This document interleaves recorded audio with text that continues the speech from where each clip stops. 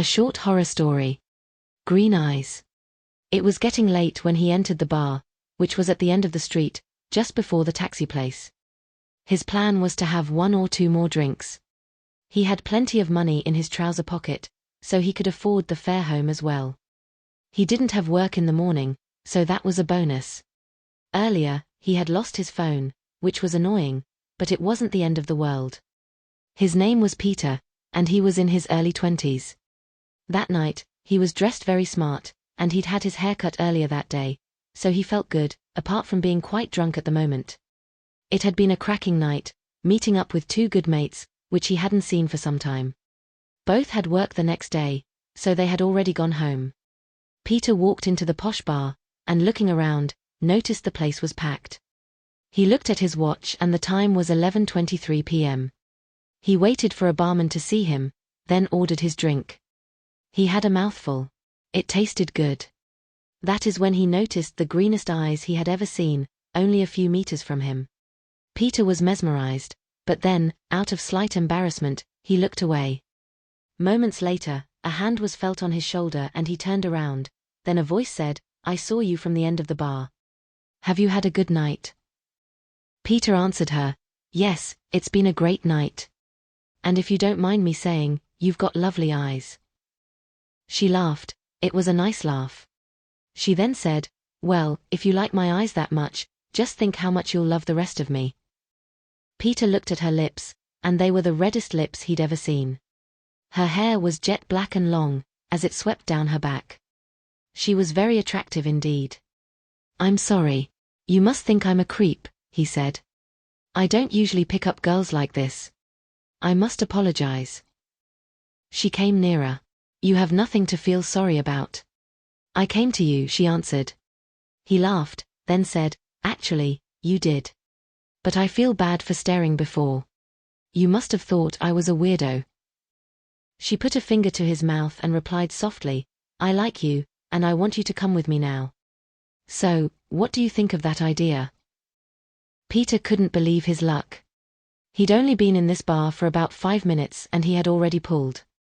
How easy was that? He put his beer down, then said excitedly, "Let's go." She got hold of his hand and both made their way out of the bar. They walked past the taxi place, where there was only 1 taxi parked in front. Must have been a busy night. Both made their way down a road where there were no street lamps of any kind. She peered back at him and seemed to be smiling, but it was hard to tell because of the lack of light. Peter then neared the girl and said in her ear, "Where are we heading?" She pulled him closer. "You'll find out in a minute. Come on, follow me." He did what he was told. At this point, he was feeling quite aroused. Within the next 5 minutes, they'd reached a park, which had a narrow path running all the way through it. She turned to him and said, "By the way, my name is Laura." Peter couldn't help himself, and looking deep into her eyes, he found himself kissing her. When he'd realized what had happened, he said, embarrassed, "I didn't mean to do that. Please forgive me." She giggled, and with her hand, she ran it through his hair, then answered, "When we get back to my place, you can do anything to me that you've ever dreamt of doing to a woman. Do you like the sound of that?" Peter didn't know what to say, but agreed by nodding his head. She seemed pleased by that response. Both carried on with the journey. They stood at the front door. She put the key in the lock and this is when Peter noticed something strange. He didn't say anything and proceeded into the house. She ran up the stairs, and he followed. At the top, he couldn't see her anywhere. A couple of meters away, he saw a door ajar. This is when he noticed an odd smell coming from it, as it lingered in the air.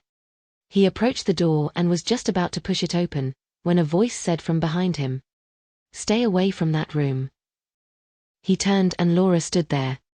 She then said in a very calm manner, "I'm so sorry. My brother's asleep, and if he wakes up, he's a nightmare, if you know what I mean." Peter laughed, and replied, "That's fine. I just thought you'd gone in there. As for a second, you'd vanished from sight." She laughed herself, now seeing the funny side. "Come on, follow me." And so he did. Further down the landing, they came to another door, and she pushed it open.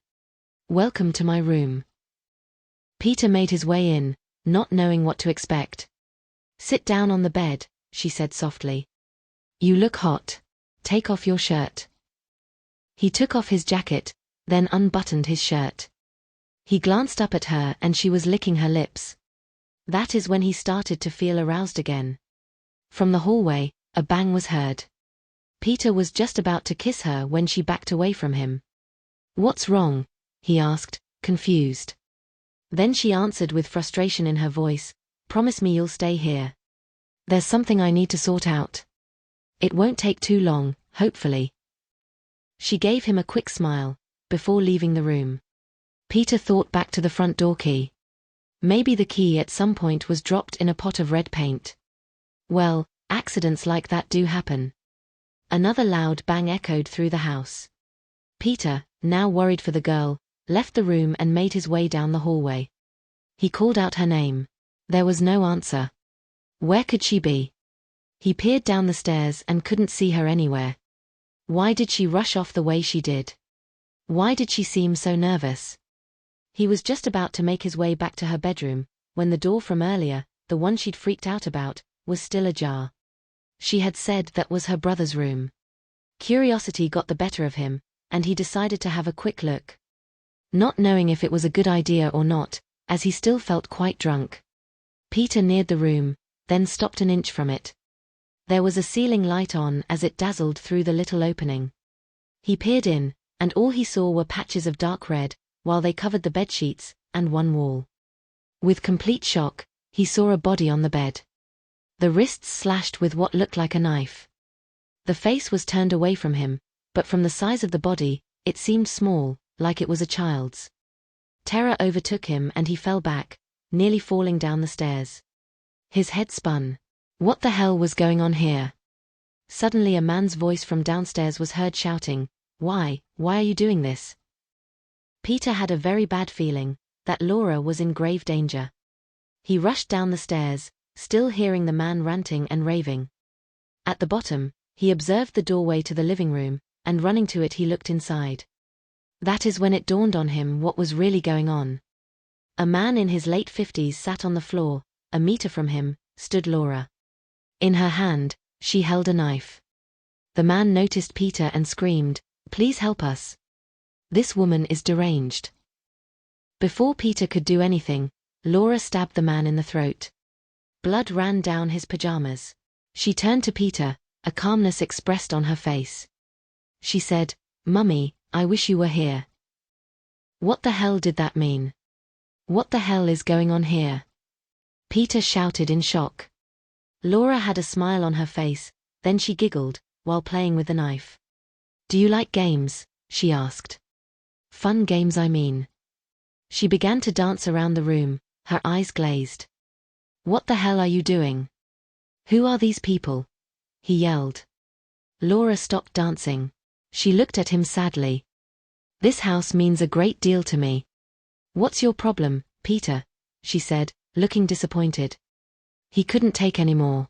He stared at the man dressed in his pajamas on the floor. His eyes blank. His body covered in his own blood. The shelf just above where he lay showed a photograph of him and his family, smiles on all their faces. She had now dropped the knife, thankfully, and made her way to the window, which overlooked the street. Then she said in a sad sort of way, It's a cold place out there. When I was very young, my family left me, and ever since that day I have felt alone and unhappy, until I saw you staring at me. You gave me something no one has ever given me before, and this is why I invited you back, to share something with you, which means a great deal to me. She glanced at him, waiting for a response. The moonlight coming through the window shone on her face and hair. For a second, she looked like an angel.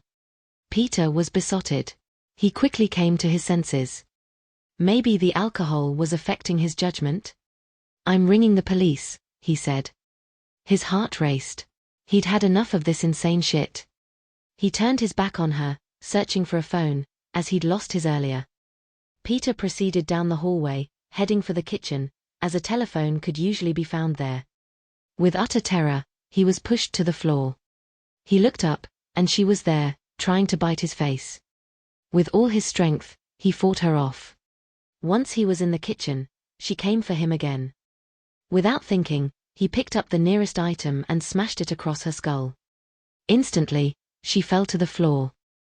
"Jesus Christ," he said. In his hand, he held a toaster. With horror, he saw another body just a meter from the oven. Her head split open, like she'd been hit several times with something heavy. He recognized her as the woman in the photo from the living room. Peter felt sick and puked on the floor. A few minutes later, he rang the police. At the other end, a woman's voice asked, "How can I help you?" Without hesitation, he replied, "I need the police. This is very serious." Peter explained everything to her. He stayed in the living room, waiting for the police to arrive. The body, only a couple of meters from him, began to smell. Suddenly, there was a knock from the front door.